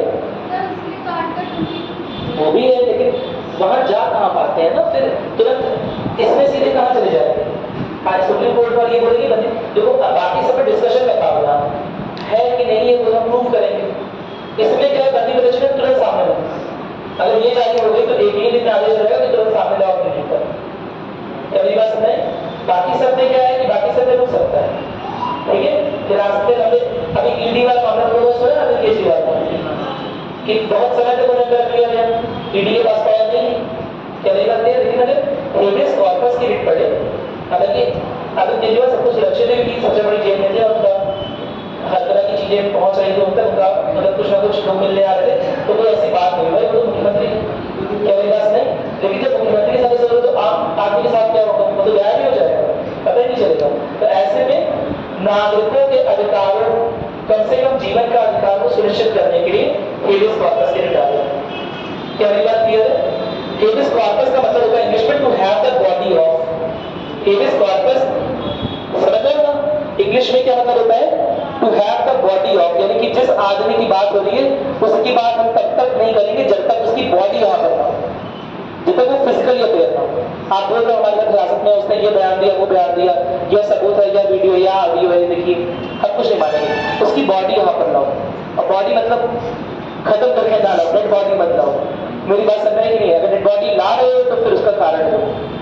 क्या मेरी बात समझ में? कोई दिक्कत तो नहीं है? चलो, परमादेश नोट करिए जैसे परमादेश। अब तुम लोग संधि विच्छेद करने में तो एक्सपर्ट हो ही चुके वास्तव में ना।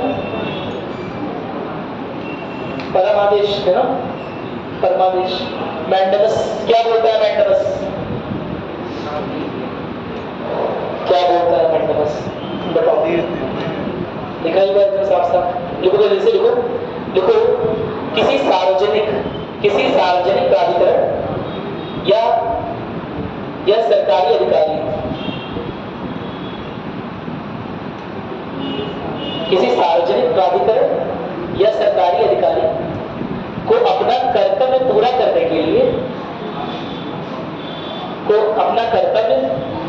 के लिए कोर्ट इस रिट के तहत आदेश देती है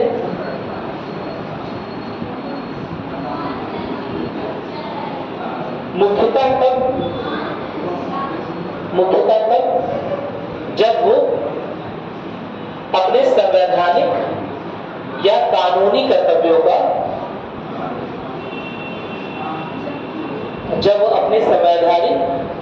कानूनी कर्तव्य या पद संबंधी कार्य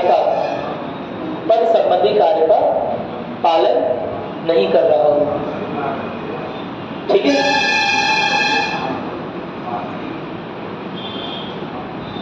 किसी गवर्नमेंट ऑफिसर के पास गए तो एप्लीकेशन लगा रखी है ना, बहुत दिन से एप्लीकेशन पड़ी हुई है, लेकिन कोई सुनवाई नहीं हो रही है, साल बीत गया, 2 साल बीत गया, 5 साल बीत गया, मेरी बात नहीं लटकाया जा रहा है मामला कि आज नहीं हो जाएगा, कल हो जाएगा, कल नहीं परसों हो जाएगा, इस तरह मामला कर रहा है, तो आप इस रिट का इस्तेमाल कर सकते हैं। बहुत सिंपल सी बात, कोई दिक्कत तो नहीं है ना, है ना? इसमें कोर्ट यह आदेश कर सकती है कि आपने जो ड्यूटी ज्वाइन की हुई है, क्या मेरी बात सुन रहे हैं? बोलते हैं ड्यूटी ज्वाइन की। ड्यूटी मतलब क्या होता है? ड्यूटी क्या होता है? What is duty? रिस्पॉन्सिबिलिटी, जिम्मेदारी, कर्तव्य बोल सकते हैं। क्या मेरी बात सुन रहे हैं? तो ड्यूटी का मतलब है जिम्मेदारी, और ड्यूटी ज्वाइन की, सर्विस ज्वाइन की हो और जिम्मेदारी निर्वहन कर नहीं रहे हो, तो ऐसे में कोर्ट आदेश दे सकता है। क्या मेरी बात क्लियर है? चलो आगे बढ़े, कोई दिक्कत तो नहीं है इसमें? ठीक है, इसका क्षेत्राधिकार लिखो, जैसे क्षेत्राधिकार लिखो, केवल उन्हीं मामलों में यह रिट डाली जाएगी,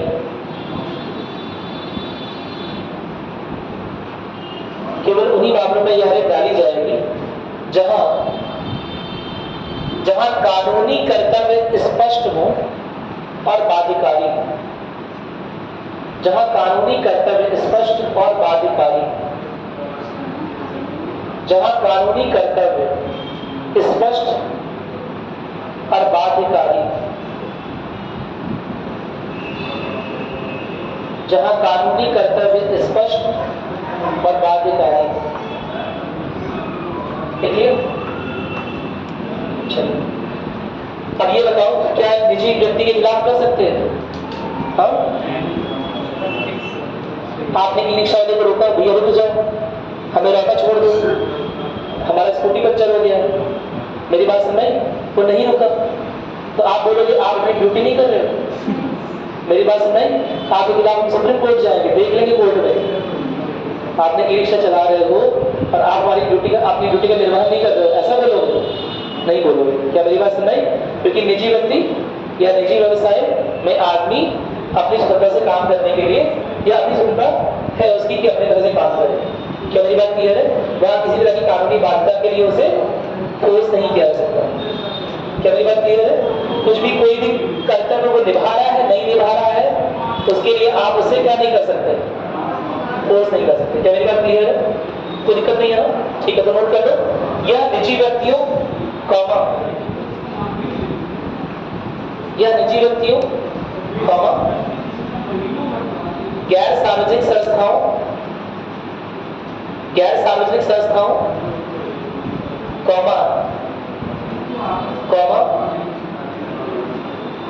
सार्वजनिक संस्थाओं कॉमा निजी उपक्रमों या व्यवसायों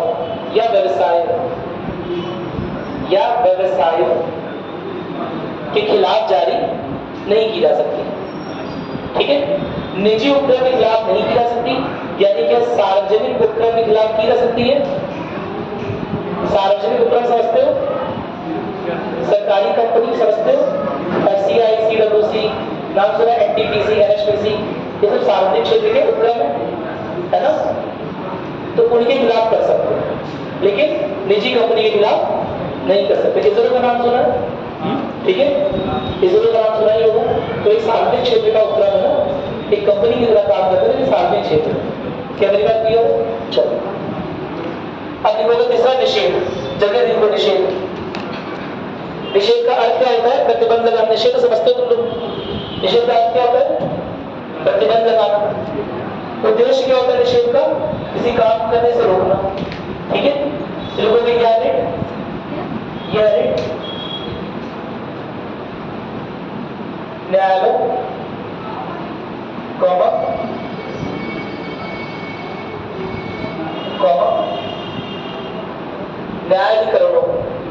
न्यायाधिकरणों न्याय अधिकरण यानी कि न्यायाधिकरण। ठीक है, न्यायाधिकरणों या अर्ध न्यायाधिक या अर्ध न्यायिक निकायों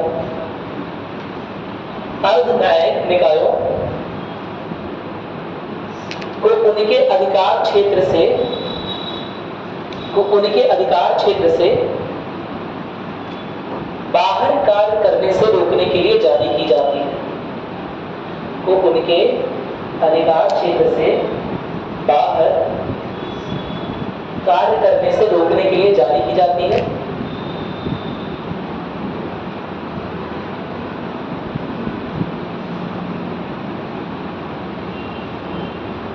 देखा? यह रेट, अगला लिखिएगा, यह रेट उन्हीं मामलों में जारी होती है, यह रेट उन्हीं मामलों में जारी होती है जहां यह संस्थाएं जो ऊपर लिखी संस्थाएं,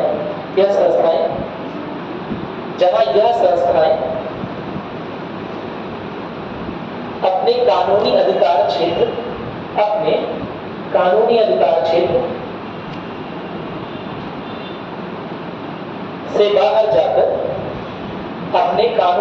क्षेत्र से बाहर जाकर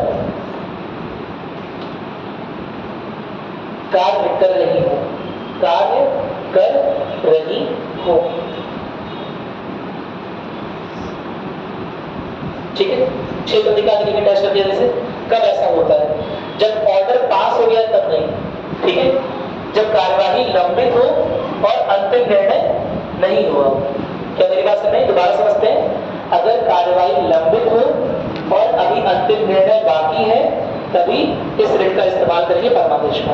नोट करेंगे, लिखिए। जैसे मान लीजिए कोई सिंपल से कोई निचली अदालत है ना, वो किसी नेशनल इंटरेस्ट के मुद्दे पर, राष्ट्र हित के मुद्दे पर है ना कोई डिसीजन दे रही है। क्या पॉसिबल है? नहीं पॉसिबल।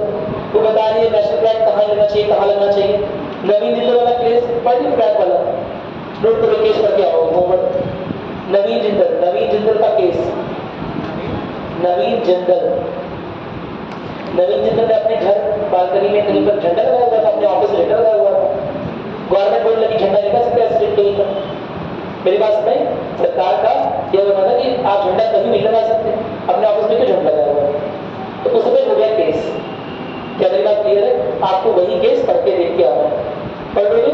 ठीक है, हम दोबारा बात कर रहे हैं। जैसे मान लो किसी कोई छोटी अदालत है, कोई निचली अदालत है, कोई छोटा सा प्राधिकरण है, क्या वो बहुत बड़ा डिसीजन दे सकता है? राज्य या राष्ट्र के लिए कोई डिसीजन दे सकता है?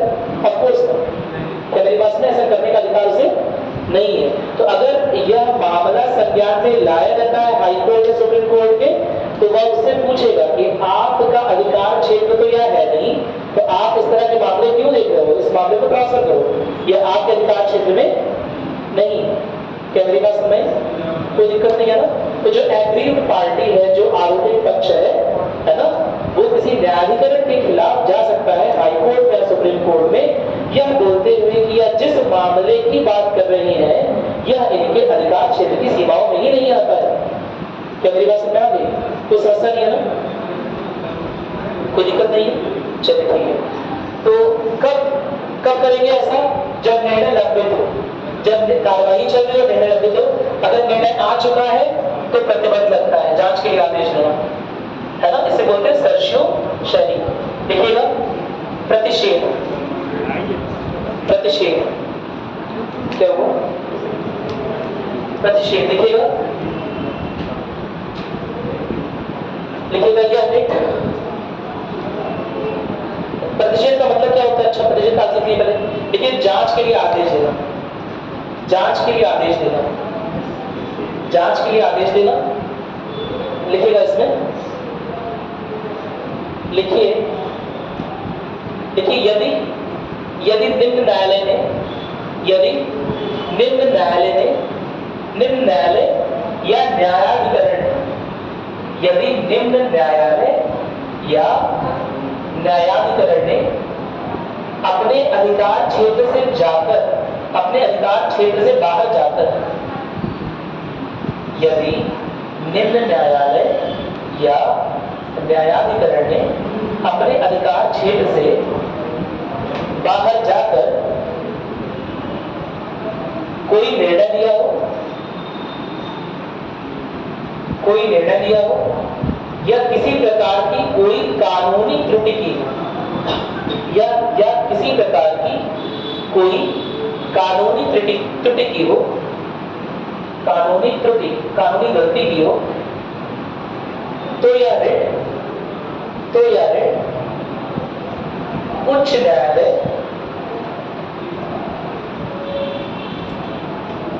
तो यह रिट उच्च न्यायालय या सर्वोच्च न्यायालय द्वारा, या सर्वोच्च न्यायालय द्वारा उक्त निर्णय या आदेश की, उक्त निर्णय या आदेश की समीक्षा करने के लिए जारी की जाती है। ठीक है, एक बार कंट्रोल समझ आ रहा है? कोई निर्णय ले लिया है ना, और निर्णय ले चुके हैं, कार्रवाई लंबित नहीं है, निर्णय ले चुके हैं, या उसमें किसी तरह की कानूनी त्रुटि हो रही है उनके आदेश में या निर्णय, तो ऐसे में जो उच्च या सर्वोच्च न्यायालय है वो निम्न न्यायालय या न्यायाधिकरण के पूर्व जो आदेश है वो खारिज कर सकती है, निरस्त कर सकती है। क्या मेरी बात समझ आ गई? कोई दिक्कत तो नहीं है ना इसमें? ठीक है। क्षेत्र अधिकार की वजह से लिखोगे, मुख्य, इसका मुख्य उद्देश्य, इसका मुख्य उद्देश्य न्यायिक प्रक्रिया को शुद्ध बनाना है, न्यायिक प्रक्रिया को शुद्ध बनाना है, न्यायिक प्रक्रिया को शुद्ध बनाना है। एक करते जल्दी से लिखो, अधिकार परीक्षा, अधिकार परीक्षा बोलते हैं क्यू वारंटो, क्यू वारंटो। ठीक है, वारंट समझते हो? वारंट क्या होता है? पुलिस है, अरेस्ट करने, बस अरेस्ट के लिए होती है, नहीं कहीं काम के लिए, सही काम के लिए होता है। कैसे होता है वारंट? अच्छा यार, बात तो करें 4 बजे, हम जल्दी बात करें, जैसे कल बात करेंगे टीम में। मेरी बात में वारंट मतलब क्या होता है? किसी तरह का अधिकार देना। पुलिस को अधिकार किसी, पुलिस ऐसे ही पकड़ जाएगी मुझे। हाँ, अच्छा, गलती के लिए तो पिटाई को छोड़ना चाहिए, ऐसे आए ऐसे काम से चली जाए, दोबारा मत करना। मेरी बात में काम कर चलिए, अरेस्ट क्यों कर रही है? क्योंकि उसे मजिस्ट्रेट ने अधिकार दिया हुआ है, और उसी अधिकार को क्या बोलते हैं? वारंट। ये एसपी ने अधिकार दिया हुआ है, उसी एसपी ने सॉरी उसे मजिस्ट्रेट ने किसी भी तरह का अधिकार दिया हुआ है कि आप खुला आपको अरेस्ट किया सकते हैं या आपके घर की तलाशी लिया सकते हैं। क्या मेरी बात क्लियर? उसी अधिकार को बोलते हैं। क्या मेरी बात क्लियर है? कोई दिक्कत तो नहीं है ना? तो इसका अर्थ होगा क्यों वर्टिकल से, किस अधिकार से, इसका उद्देश्य क्या होता है, जिसे नोट करोगे। लिखो लिखो, या रेट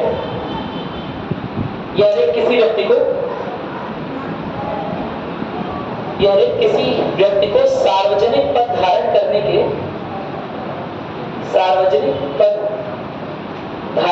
के अधिकार को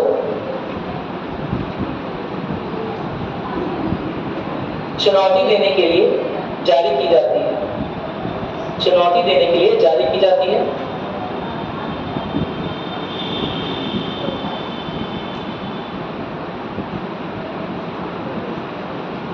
इसके तहत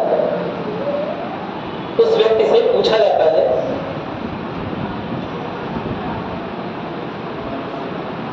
कि यह पद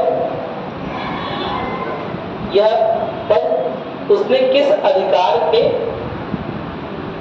अंतर्गत ग्रहण किया है या धारण किया है। किस अधिकार के अंतर्गत धारण किया है। उद्देश्य क्या है? उद्देश्य बहुत सिंपल है। इसका उद्देश्य क्या है?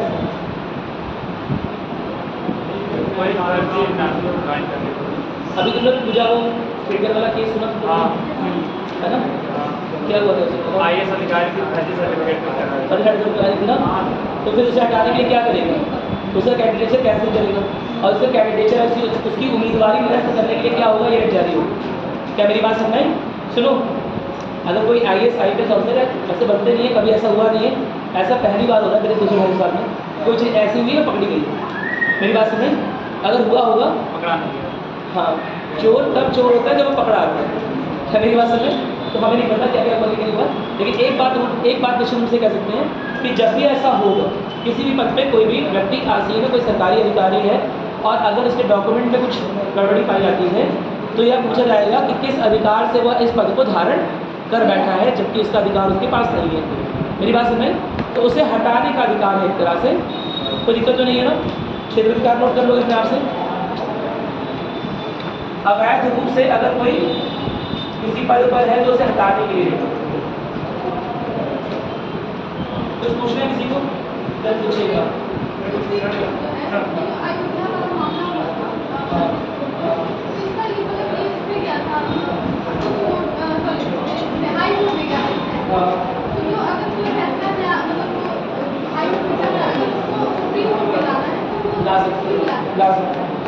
अगर वो लगेगा कि नेशनल इंटरेस्ट का मामला है तो हाई कोर्ट से सुप्रीम कोर्ट जा सकते हैं। जो मामले चल रहे हैं इसके का इस्तेमाल करेंगे, इसका नहीं करते। अयोध्या वाले मामले में अयोध्या वाले मामले की बात करें, ऐसे मामले की बात करें, नॉर्मल मामले में ऐसे मामले में हाई कोर्ट और उससे मुझे लगा सकते हैं।